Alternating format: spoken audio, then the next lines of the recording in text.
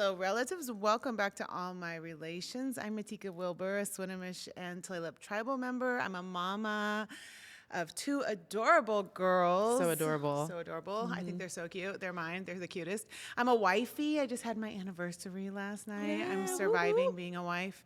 My husband is surviving me. And I'm the co-host of this fine podcast. Hi, everyone.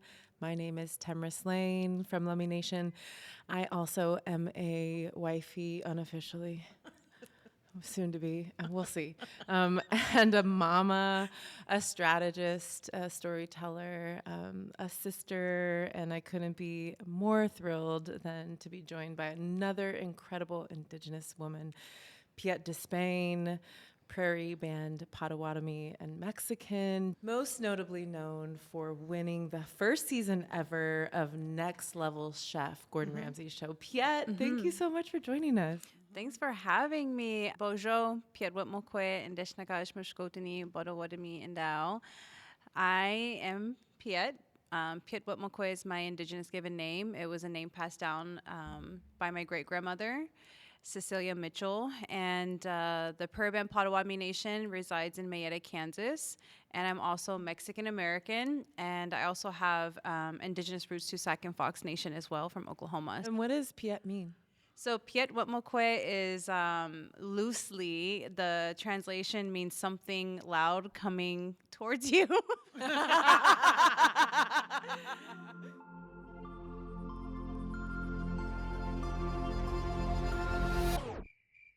Sorry.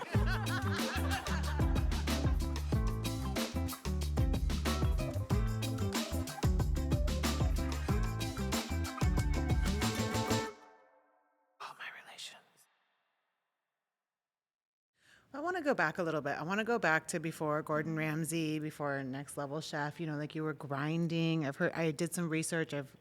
I've read some of your articles, listened to some of your podcasts, and I know you took the long road, right? You took the long, hard road to get there. And I think everybody says like, oh, she's like this overnight sensation, and I would argue that it was not overnight. No. Right? It was a long uphill battle. So I want to hear a little bit about, your sacrifice, your commitment, like, your grind, what it took to get there. Talk about it, your journey to getting onto that show in the first place. Yeah, I love talking about the struggle. I love talking about the grind because it really allows folks to understand that, like you said, it's not an overnight success. And there are so many chefs out there that are like fighting tooth and nail for a chance that I got. I drove across the United States in my car with my cat, whatever, didn't fit in my car, didn't come with me.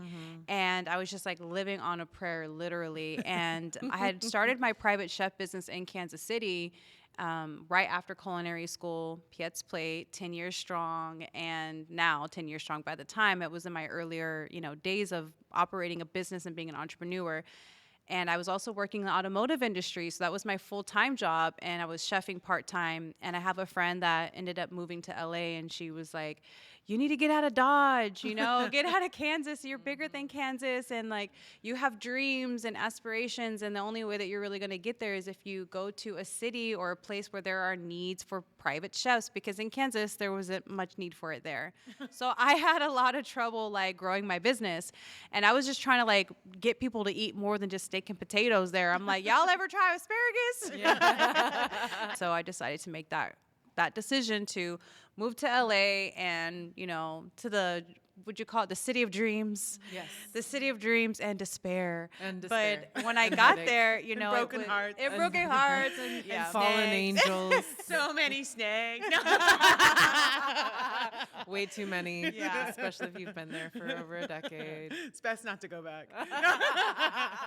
I had to literally like go out into this new city, this girl from Kansas, not knowing anything from anywhere. And I was just like, the first 3 months I was terrified. Yeah. I didn't leave my apartment. I was like, what am I doing? Have I made a mistake?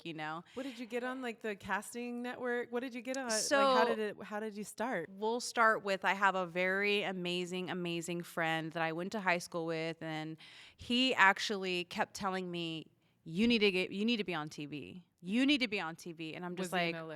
no, this was my friend from Kansas. And I would just like roll my eyes. He's still like one of my best friends still today. His name is Alfinio. Shout out Alfinio. Shout out, Fino. And he would just like, you need to be on TV. You need to be on TV. You need to be on TV. Well, I guess he actually like applied for MasterChef like on my behalf and was like, they're going to call you and you need to be on this show.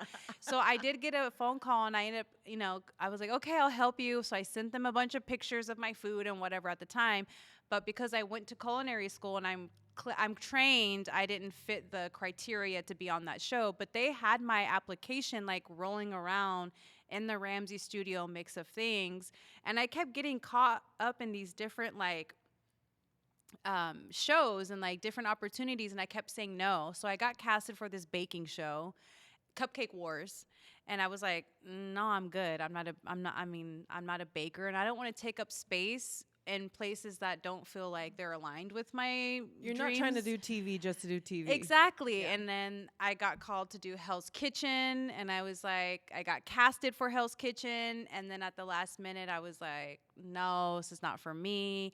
I'm a very intuitive person. So I follow my intuition and something was like, this ain't it. And so I'm like, okay. So I said no. And then on this grind and journey of like figuring life out as an entrepreneur, I finally quit my full-time job and I started doing chefing full-time instead of, I got out of the automotive industry. While you were in LA. While I was in LA.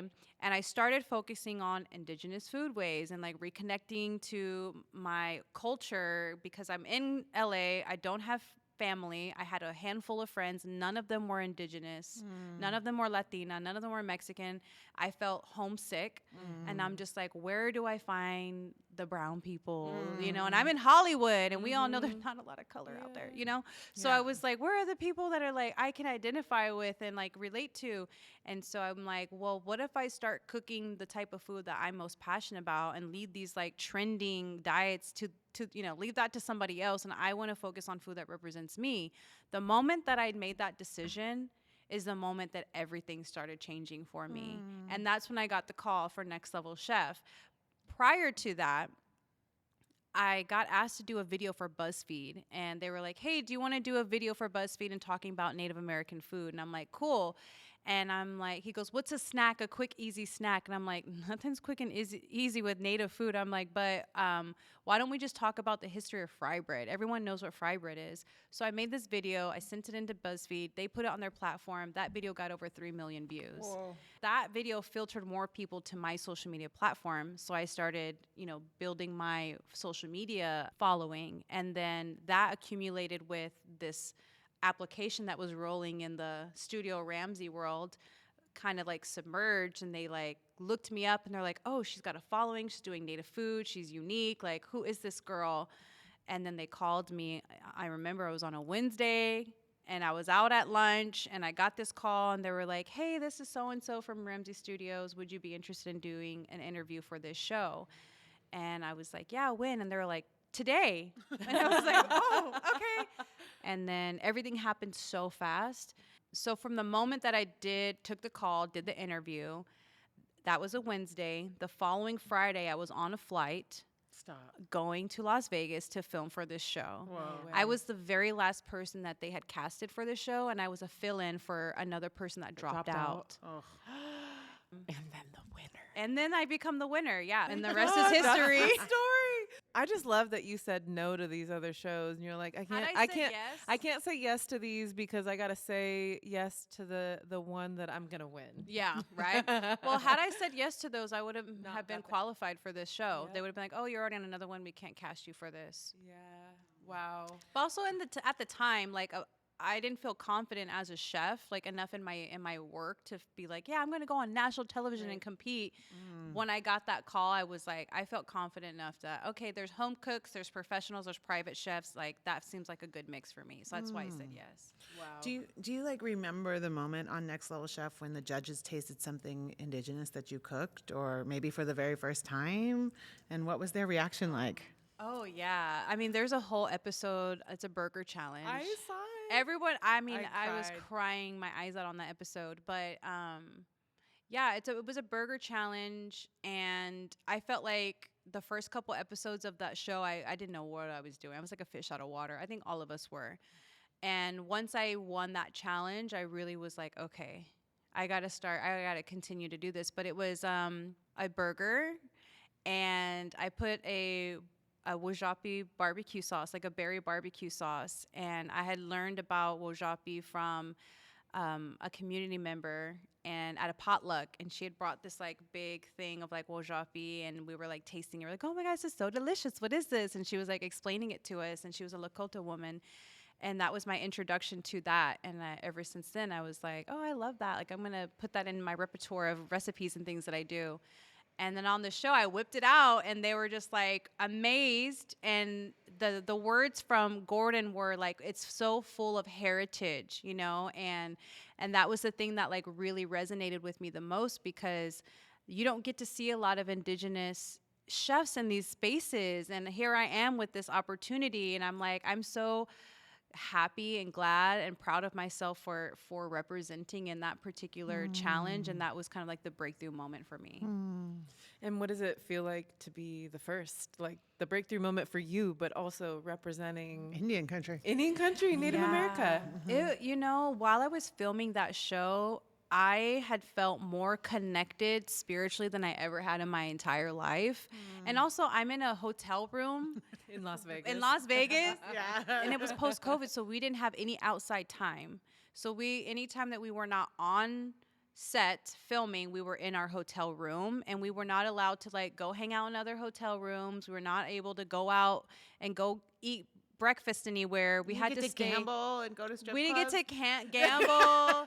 And if they were like, if we catch you like outside of your rooms, you're going to be disqualified. And like, they were just really worried about COVID, and for obvious reasons. And they didn't want anyone to get sick and have to get sent home or whatever. So, Because it was 2022, 2021. yeah, we filmed in 2021. Yeah, Yeah. it's still So it happening. was still very much so alive. And so, man, it was just a crazy time. So I felt very like connected, because all I did was pray, because I'm like, oh my gosh, I have this opportunity. And I internally was emotionally going through a lot. I had a friend that, trigger warning, my friend, she committed suicide the first day that I filmed Next Level Chef. It was the very first day that we were on set. And at that moment, I was like, I'm not going to go on with this. I'm going to go home, and I'm going to process my feelings. And like, this is so crazy. I can't be here. And I was like heartbroken. But that was an opportunity for me to really dig deep and like figure out, you know, what am I here for? And if I'm going to stay here, I need to be here for a reason. And that's when things kind of like kicked into that other realm. realm Yeah. of, yeah. We brought up this really sensitive subject, and I think it's important for the youth, right, that have navigated, especially Native youth. They're navigating the realities of the impacts of colonization, which can often translate to really difficult things like suicide. And so, going out into the community and representing yourself and navigating these really hard moments, I think is imperative for youth to hear about. Absolutely. I had a very traumatic experience when I was younger with a very close family member of mine that attempted and didn't succeed, thank goodness. But because of that, I get emotional about it. But sorry. You can take a moment.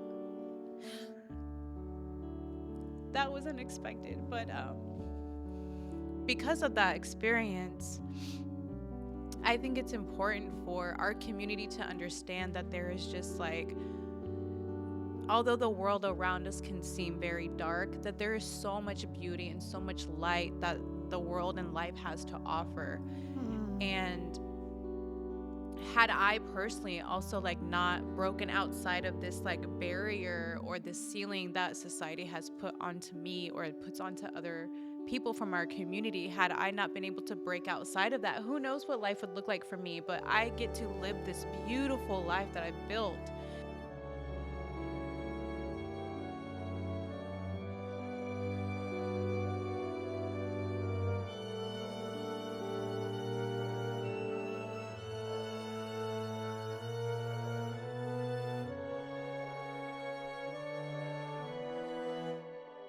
Piet, can you talk to us a little bit about how your grandparents and your relatives rooted your identity in food? And can you paint us a picture of those kitchens and that relationality in those kitchens?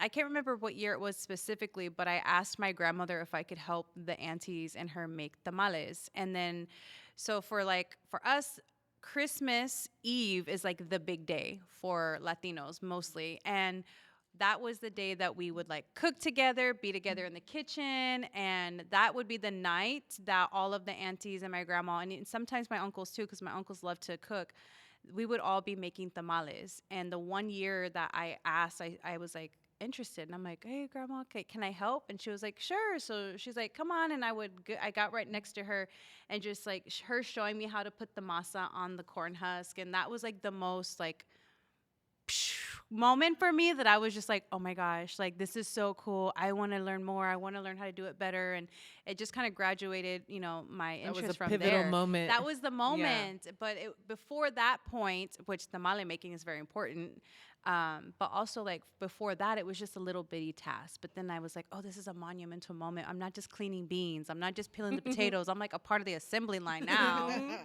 For me, all of the biggest moments in my life with my aunties and my grandmas happened in the kitchen. I mean, my mom, when I was growing up, had a little restaurant. It was a seated table.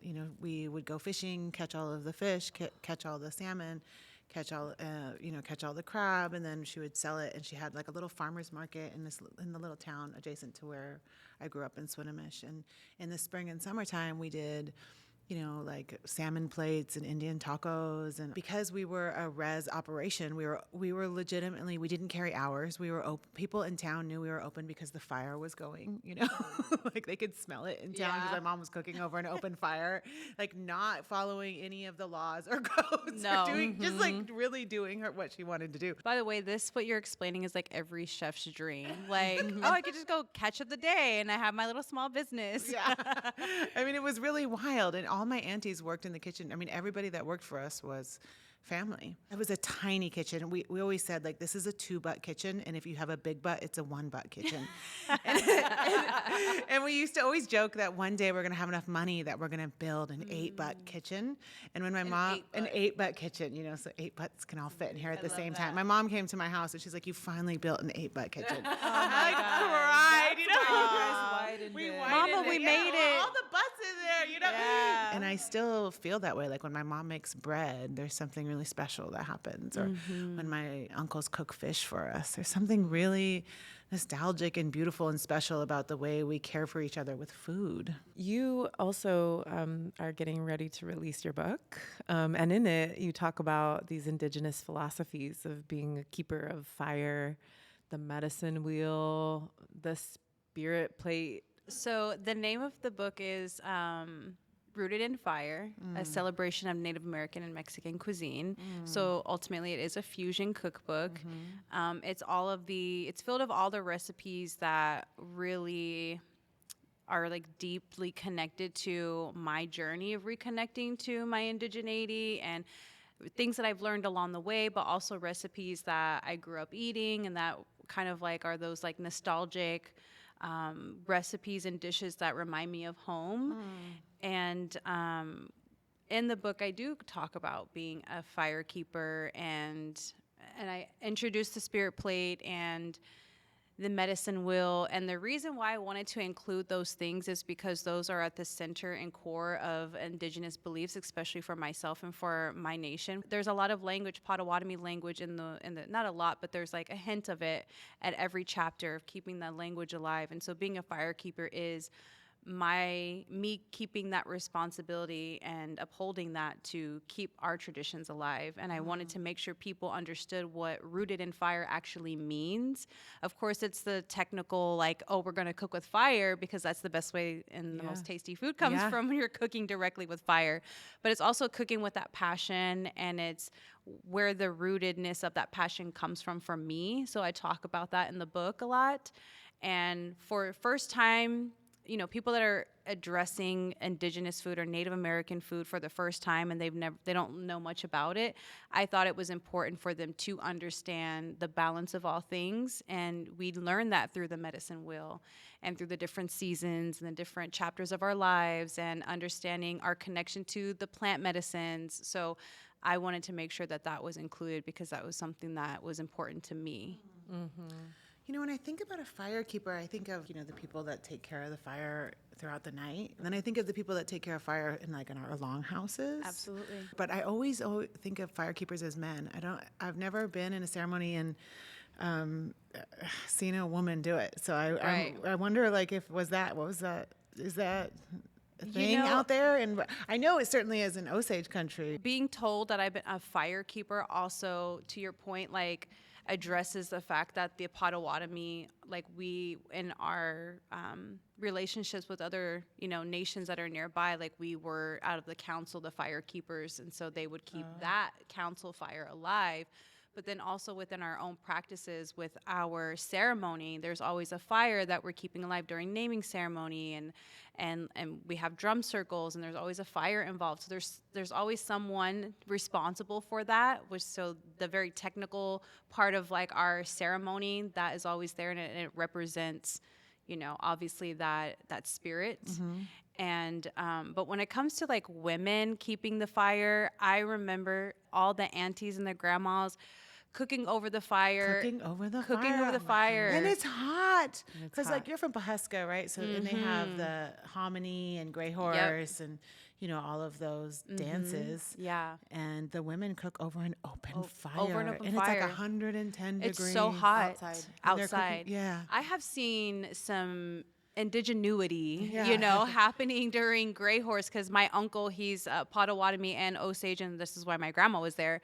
But we would go to their ceremony, and the women are there cooking over fire, and I literally saw this woman had somehow this electric stove out in the middle of nowhere, in a barn or something, and I was like, that's crazy. I'm like, but she's onto something. But I would always see the women cooking over the fire, and they were the one always doing all the labor intensive work, but that is their tradition. That's their, that's the protocols that they follow.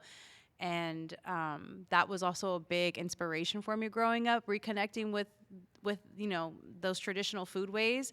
Although I'm not Osage, I did grow up seeing that, and I grew up practicing the same traditions that they did, because that's where I lived at the time. Yeah. I remember being in Head Start, is what they call Head Start, learning Osage, because they were teaching the language there at the Head Start, and my mom was a teacher there, and my mom is not Osage either, teaching other kids Osage language, because that was just a part of the curriculum. So yeah, that was a really cool time. Yeah.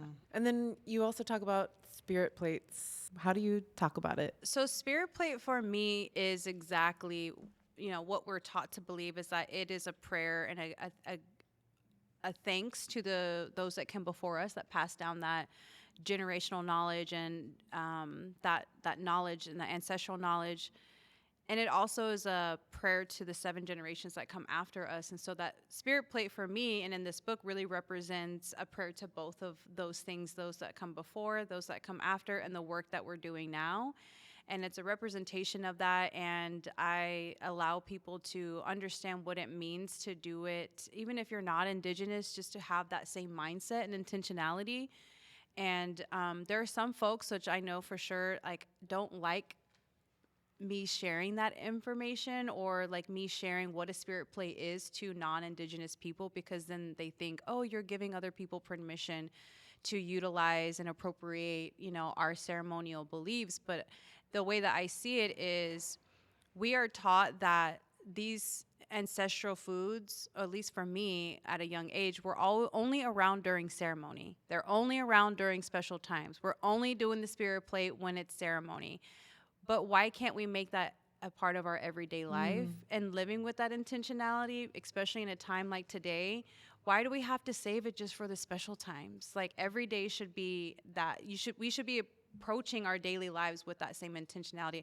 Our lives are a ceremony. We exist because of that strong ancestral belief and although we have like mixed blood and we come from all these places, each of us sit at this table because our work is rooted in our ancestral bloodline and the things that we're most passionate about. And in my heart and in my mind, that is ceremony. Like our lives are living, breathing ceremonies. And I invite other people to learn what that means for them. You don't have to practice it the same that we do. And I'm not telling them how to do it. I'm just saying this is what it represents. Sure. No, I'm, about this cookbook and about the work we're doing with Valerie with Old Growth Table and this food expo you were at, and the reason you're here in Seattle, and this whole work around like the Food Sovereignty Project is to make traditional foods and our traditions more accessible to us on a daily basis, right? Absolutely. Yeah. Like that is the work, and like you said, like every day is a ceremony, but we often feel disconnected from ceremony because, we're living in a modern world. So it's kind of like, can we carve out space and time in our everyday lives for that ceremony, for that healing, for those ancestral foods? For the healing. And I think that right now we all need more collective healing. And my partner's auntie just passed away, and they did she was composted. Really interesting, like immediately returns to the earth. So they spread her compost up at the land in Cle Elum where they have land.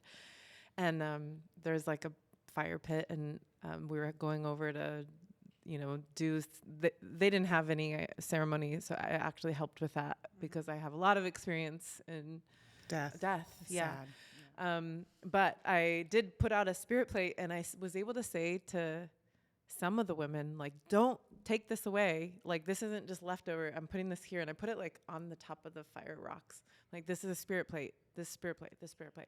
I came back and it was gone. Right? Like someone like cleaned it. Someone cleaned it up. So like, I mean, to your point, she was my auntie too. I was able to take care of her in the way that I know how, and and it was beautiful. It was like crab, it was like yummy, delicious food. And to be able to share that good medicine. And, I didn't tell people more like, just don't clear this. This is a spirit plate. And only a few people knew that. But I think that there is something to it. And I love that. Like, this isn't something only on special occasions. We need to take care of our relatives. And our family and our community, even the ancestors that have passed on. Absolutely. What does Indigenous food sovereignty mean? Not just as a buzzword, but in practice. It's a movement. It's not a trend. It's a movement, and that is the livelihood of our stories. And the way that I have seen Indigenous food sovereignties being an active, growing, living archive of all of our stories and our connections, and the way that I explain it to a lot of folks is like, our Indigenous foods are just like you and I. We have our stories of where we were born, where we come from. We've migrated. We've moved here. We've moved there. We've had all these experiences. We've cross-pollinated. Exactly. We're cross-pollinated. And our foods also have those stories. And if we gave the attention and the time to listen to them and to also connect with them, just like we do, we make friends with one another, and we should be doing that with our food systems as well, and understanding that those lives and those stories should be able to live on past just our generation. And the only way that happens is if we practice food sovereignty and we teach it. And so for me, that's what food sovereignty means. It's really like actively doing it and practicing it, and also supporting the people that are in our communities doing the work to preserve it and revitalize it. The seed keepers, the foragers, the gatherers, the hunters, the folks that are in our communities doing the food sovereignty programs, like supporting them. And so that's what food sovereignty means to me. I mean, I live in LA. I don't have the ability to go out and like hunt and forage and gather in my neighborhood. Right. That would be weird because there's nothing but stray cats. So now it's that you're an East LA girl. Yeah, exactly. But so when I do have the opportunity to learn from folks that are doing that work, I want to make sure that I'm like giving them the opportunity to like shine and put them in the spotlight that they deserve, because it's a lot of work, and it's an emotional tie that we have to our work as well. Well, when I think about food sovereignty, I always think about like the origins of us needing food sovereignty, right? Like we were fully sustainable people before colonizers arrived, right? We weren't dependent on wheat or commodity foods or dairy, right? We didn't have all of these types of foods. And so, when the cavalry came, the first thing they came after was our food systems, right? And I think of that photo of the bison heads, the Oh my bison gosh, head, the bison yeah. skulls, but also, like The dead fish yeah, and also it was made illegal here for us to go fishing. It was made illegal for us to be out on the water. More than 5 Native people on the water here was considered a war party, and we legitimately had to have fish wars. Wars where we went out and fished anyways, even though police officers were saying we had no right to fish, right? It's like for a very long time, for hundreds of years, our people were purposely disconnected from our food systems. And that's why there's a need for food sovereignty, right? Absolutely. In that, so when you say it's a movement, it's about public policy, it's about law in the Supreme Court, it's about the right to hunt and gather in our usual and accustomed territories. And then it's also the right to then take those traditional food systems, bring them into our homes and feed them to our babies. Yes. And, for many of us, we've been very disconnected from our traditional food systems, right? Dallas called me yesterday and he's like, "Where are you coming from? What are you doing? What you been doing? Where you at? What you doing?" I'm like, "Oh, I was just at the food expo." He's like, "Oh, you're eating tradish foods?" I was like, "Yeah." He All goes, sacred He goes, "All now? sacred?" He goes, "What'd you eat?" And I was like, "Well," he goes, "Come on, say it." And I'm like, "Well, I had these shortbread cookies that tasted like trees." And I'm like, "Yeah, my palate's colonized, It's just the truth, I always feel so much shame around it, because like, and I love Sean Sherman. I love he's going to be on the show. I'm a big fan, but I cook those recipes. I'm like, oh, it takes a while for me to Val's always saying, like the bitter foods and the traditional foods, we've been so disconnected from them. It's complicated. It So do you is. address that in your book? But it isn't just returning to cooking something straight with no spices, right? It's about the evolution of it. Evolution. You put sugar with those evergreen tips, it still tastes like a tree, dog.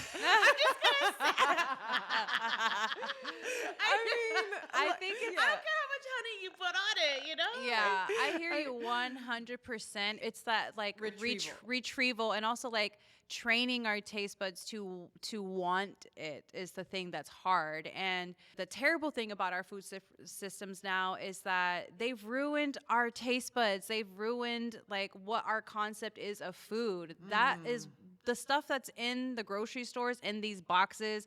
That's not even real food.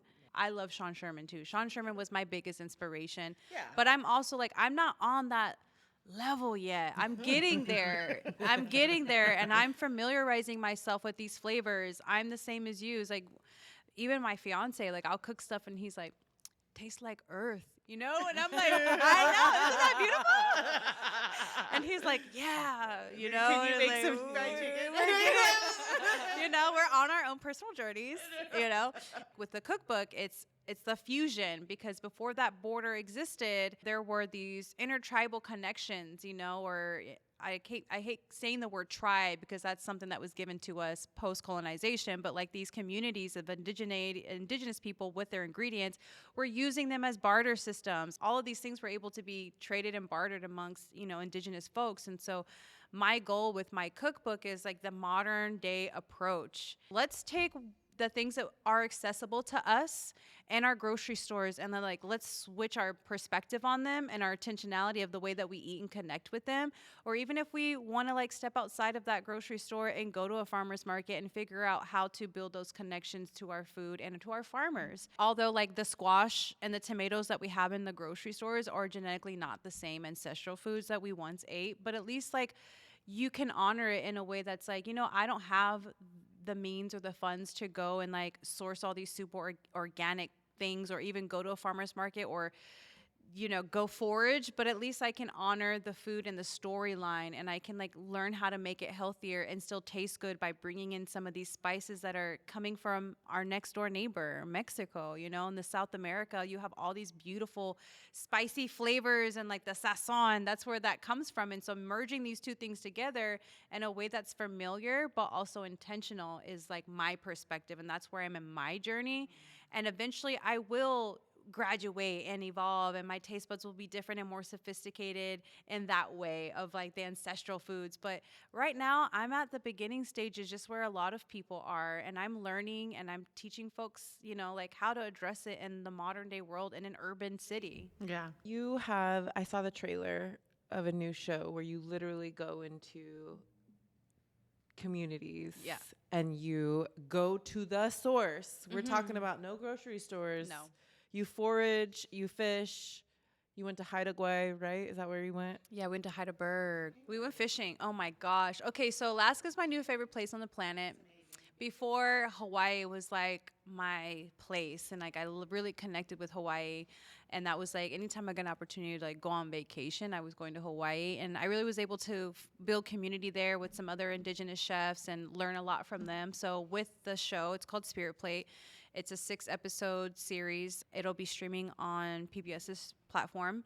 But we went to 6 different Indigenous communities. Heidelberg was one of them, and we really connected with local, obviously Haida people there, and we went fishing, and we caught 6 100-plus pound halibut. Yeah. This was my So they're like first. dinosaurs, Oh huh? They're my! so With their amazing. with their eyes, on top. Yeah. Huge. And I had never in my life seen fish like this big. And I was like, oh my gosh. And we got 6 of them. It's a lot of So meat.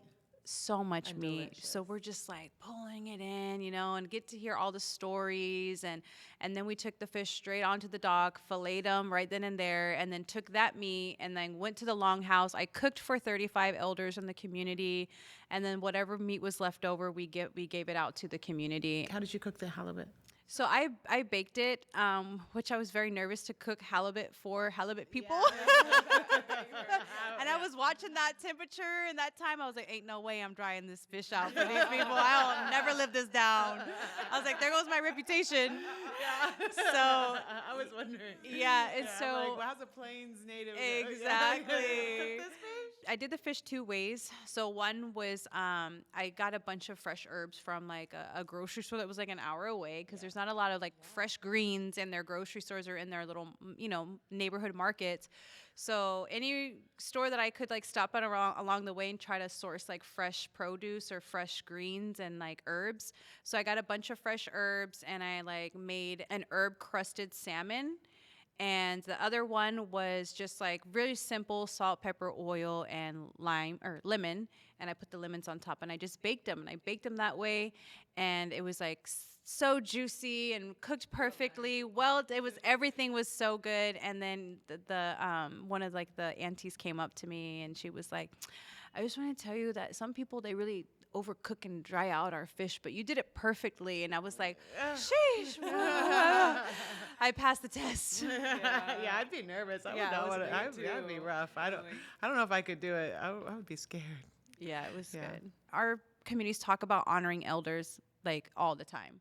But I have never been in a community that really honors elders the way that these people did. The elders that are like, yeah, we're so well taken care of. We need for nothing in our community. And just to hear that was so special to me. But going to the source directly to the ocean, like seeing that connection that those folks have with that land, they've been there forever. They just know the lay of the land. They have those stories, and it was very, very beautiful. Those And relationships. exactly. And me coming from a reservation of displaced people, our people weren't always in Kansas. We come from the Great Lakes, and the Potawatomi folks up north by the Great Lakes, and we migrated down during the Trail of Death. And so I didn't have that same connection to land, like, indigenously through that connection. But being there with Haida people and some of these other folks that I've been able to like go and travel to, like we went up to the Onondaga Nation and go to the seed bank that Angela Ferguson has been able to collect. And oh my gosh, just the connection that these folks have with the food, that they're taking care of the land and taking care of that connection and empowering their community is just so beautiful and special. So yeah, I was able to do that and like really see and feel and touch and smell and eat all of the food that comes directly from the source and the land and hear the stories. It was very beautiful. Yes, let's food sovereignty in action. Food sovereignty in action. And then people get to witness it, they get to watch it, and they get to see how diverse our communities are regionally and how diverse the food systems are. And yeah, it was very special. And I'm excited for people to see it. It's something that I wanted to do even before Next Level Chef. And it's taken a long time for it to be produced. But finally, someone said, hey, this is interesting. Let's work on it. And now it's like coming to fruition. And I'm so excited about it. We're going to wrap up with some rapid fire questions. Answer with the first thing that pops into your head. Okay. What's one ingredient you can't live without? Bison. Who would you cook for if you could invite anyone, living or ancestor? Ooh, but that's a hard one. Okay, living or, and I would be my grandmother, my great grandmother. Oh, that's so sweet. I thought you were going to say Jason Momoa. I take it back. I'm just kidding. That could be the living. Yeah. Favorite comfort dish from your childhood? Corn soup. Oh, one kitchen tool you swear by. For me, my cast iron skillet is like my heart. I love it. Love my cast iron skillet. So can't cook without it. Fabulous. Thank you. Well, thank you so much for being on All My Relations. Thanks for having me. It's such a joy to have you here and to get to talk about food. It's so refreshing, and all the good work you're doing in your community and for the people, for the love of the people. The people are grateful. Me being the people. Yeah. I can't wait to taste your food sometime. Yeah. We'll have to invite over. ourselves. Yeah. Same idea. Just come to my house. Just I'll like- get you some halibut. Heck yeah. Okay. Well, how can people follow you and support your journey? Yes. So my social media handles are Chef Piet, pretty much across the board. My website is pietsplate.com, and you can find all of the information about my cookbook that's coming out and PBS show, all of the things through my website. Also, sign up for my newsletter. I won't spam you, I promise. But I do, share a lot of really awesome things about like seasonality, not just like eating with seasons, but as I mentioned before, really how to honor the seasons in our community and at our table and honor ourselves during different seasons. So I talk about a lot of that through my newsletters. So if anyone's interested in that type of information, please sign up. But yeah, Chef Piet, pretty much across the board. Awesome. I'm so grateful that you joined us on All My Relations, and I know our listeners are too. Keep us posted on what's next to come in your world on Piet's Plate. Aho. Aho. All My Relations.